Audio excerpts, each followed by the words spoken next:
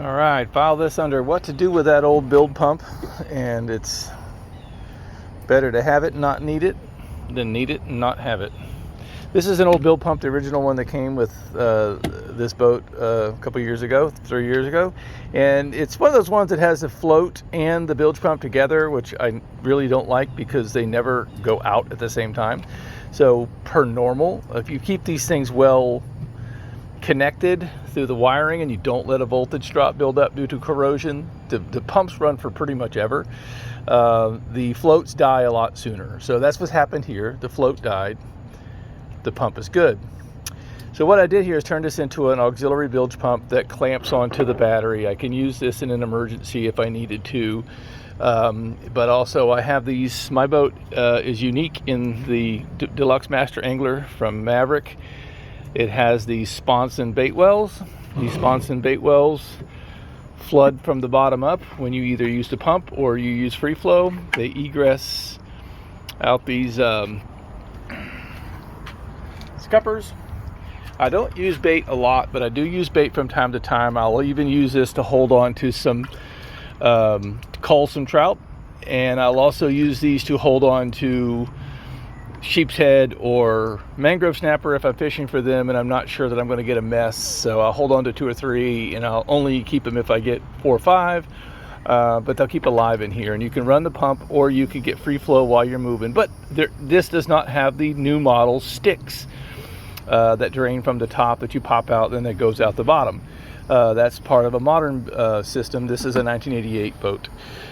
So what I've got is I use this thing both for emergencies and to evacuate these. If I go out and I think, oh, I might throw some live bait, so I go catch some pins or go catch some mullet with a cast net, dump them in here, and I decide an hour later, I got one of these on either side of the boat, starboard and port, and we will end up carrying around all this water, which is well more than 5 gallons of water in here, probably more like 10.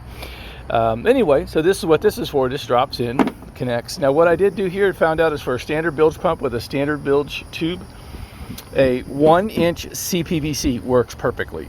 It will fit nicely over the barbed end, and it will allow you to have a 1-inch tube to connect your bilge pump in. The reason why the right angle is nice is I want this to drop into a location and sit upright. If you have the tubing coming out, it's going to knock it over, and it's going to not be as efficient at staying on the bottom and getting the maximum amount of water out. So this will do about 5 gallons of water in about 12 to 13 seconds.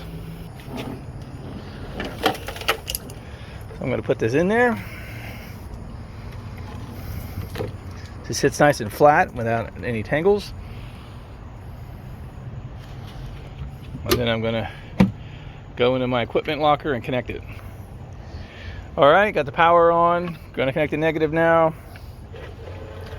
It does a really nice job. The off-the-shelf drop-ins from like Atwood, they're like a 300 GPM, or gallons per hour, I should say.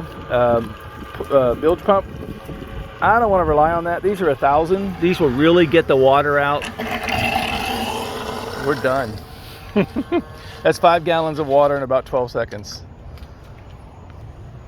And again, for me specifically, aside from having an emergency bilge pump, I can drop this into here, rest it on the bottom, hanging out the side, repeat the process while I'm on the board, while I'm fishing. And I'm now gonna say, hey, I'm done with the live bait. I'm done culling fish. I'm turning off the bait pump. I don't have the stem drain that a modern bait well or live well would have. So this is going to evacuate that all the way down to about a half inch of water. That keeps my boat from being really stern heavy and impacting the hole shot, or making me use way too much trim tab to get a good hole shot. So when I'm done, I want to get the water out. So I'll use this much more practically than I would just as an emergency build. There you go. Down to little to no water. So always be prepared for a bad day on the water. I have had a bilge float go out, and I could easily kick it on manually. But you always want to have a spare. You never know what you're going to run into, and you need to get the water out. And it's easy. This one was originally hooked into a 360 nav light post, and I use my nav light circuit, but now I don't have that anymore, and so I just added marine alligator clamps to it, and it goes right onto either one of the batteries.